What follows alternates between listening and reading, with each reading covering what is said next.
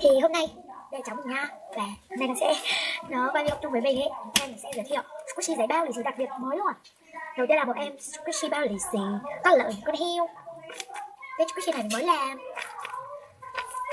rất là mềm luôn. Video này nó hơi ngắn một chút,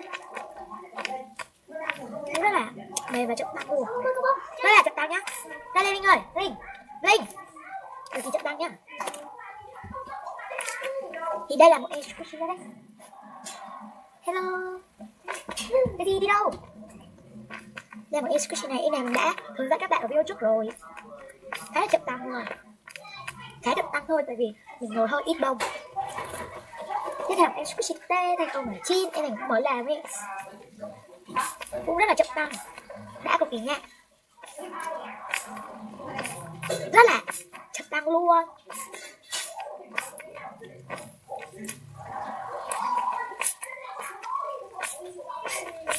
Có khí nhỉ, các bạn nghe rõ nhé. Và cuối cùng là một em squishy bao lì xì, em này giới thiệu các bạn rồi. Thì cái này là em mình làm á, em của mình làm. Tiếp theo mình sẽ giới thiệu một em squishy này 3D, em squishy 3D lá cờ.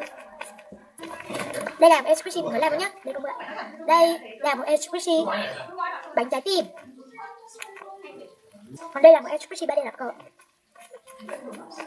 Còn đây là một em squishy 3D, đây là một dạng 3D bánh trái tim. Đây là em squishy bánh trái tim nha. Sao lại chui thế? Bánh trái tim. Đây cô để con này cho. Và tiếp theo là một em squishy.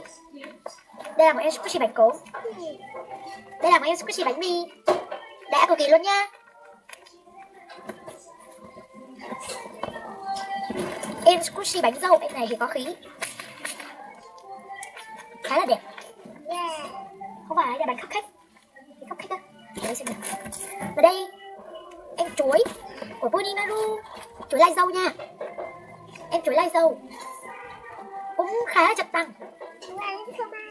Không phải khoai tây chiên đấy, bóc đi cầm đi bóc.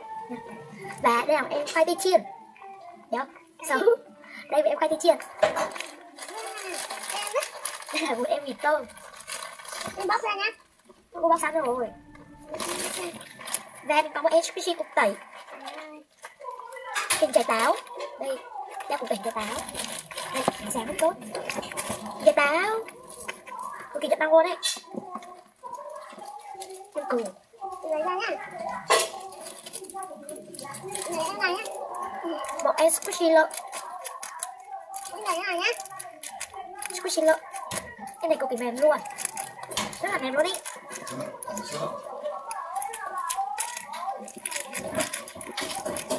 Tủ lạnh ấy, ra đi giới thiệu đi. Đây là tủ lạnh. Đúng rồi, đây tủ lạnh. Và sau cái chữ Toshiba này. Đấy, chữ nó to đúng rồi. Tiếp. Lợn giới thiệu rồi. À, quên mất cái em trái tim này mình chưa giới thiệu. Cái bánh này thì ở các YouTube nó chưa xuất hiện đúng không? Mình mới làm thôi. Em dưa. Các bạn nào đi ăn dưa không? Em dưa cũng rất là mềm. Đây em dưa thì tắt. Để bỏ ra chơi nha. Bóc thử bóc đi rồi. Bóc đi. Quay đây. Thì em mình cũng biết bóc nha. Nó chỉ mềm thôi chứ không có chậm tăng. Donut. Đây là một em donut nha. Đây cũng là donut đấy. Ra lên đây. Đây là một em donut.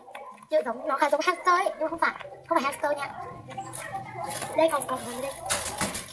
Và có một em donut nữa. Em này có một cái video mình hướng dẫn làm rồi nhá. Tiếp theo là một cái bánh mì ba khói nha.